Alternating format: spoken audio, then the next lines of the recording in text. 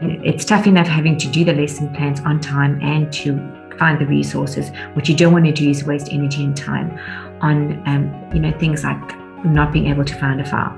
Honestly, been there many times, and there is nothing that makes you more frustrated than not being able to access the work that you've already done. So I'm going to share my screen with you, and we're going to take a look at a few things that you can do to find your files more easily. I'm going to show you what happens if you go into Google Drive.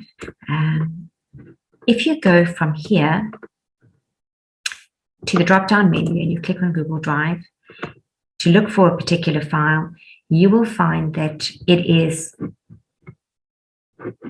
quite chaotic. It's not very structured. So I, of course, have got, many hats, and therefore, 1 minute I'm doing UCT work, another minute I'm doing ad hoc work for another organization. So what I've done is I have done two things. Number one is I've used numbering in order to make sure that the files that are most important to me appear at the top. If you take your top level files and you give them a number, they will appear at the top. So it doesn't matter what it is. By giving it a number, you can decide what files appear first, second, and third. If I wanted to make Afrikaans, which was one of the subjects I taught, appear higher up, I can rename it to, for example, 2. That file will jump higher up. So now I will have number 1 is UCT Node, then number 2 Afrikaans. So by numbering the files, you can actually decide which one is your number 1. Remember, it's easy to change. At different times of your life, you might be working, you might be a student 1 year and your number 1 file is your UCT PGCE or your CPUT files. The next year you're teaching and your number 1 file will be the file that you're using for your admin or for your lesson plans. So by numbering, you get control over which one displays top and bottom.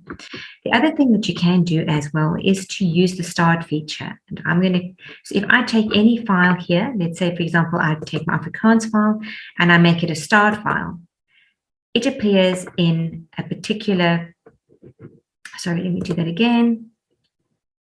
I take the Afrikaans file, and I right-hand click, and I then say I want to make it a start, add to start file.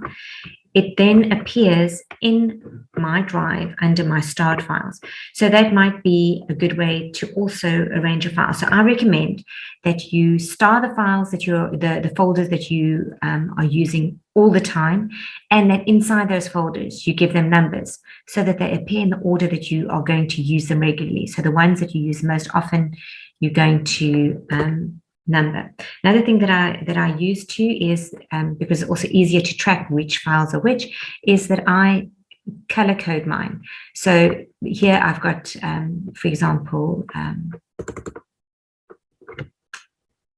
a purple folder for this one company that I'm doing a little bit of work for, and then the subfolders here, can you see, are a different color. So if I do go into Google Drive and I see green, I know this is one of the files that belongs with this particular project that I'm working in. And as you can see here, these are also numbered 1, 2, 3, 4, 5, and 6, so that they're in the order that suits me. So star your files, and when you've got them, make sure that you number them in the order that you use them, and then to add that extra layer, you make them the color that you want. To do the starring and the coloring, it's really easy.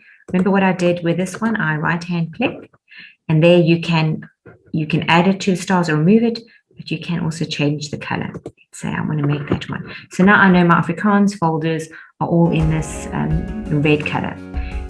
Hopefully that's very useful and helps you to organize your drive better and get a bit more control, because if you've not worked with Google Classroom in the past, it is quite hard to take these masses of files and sift through them to find that one that you are looking for in particular.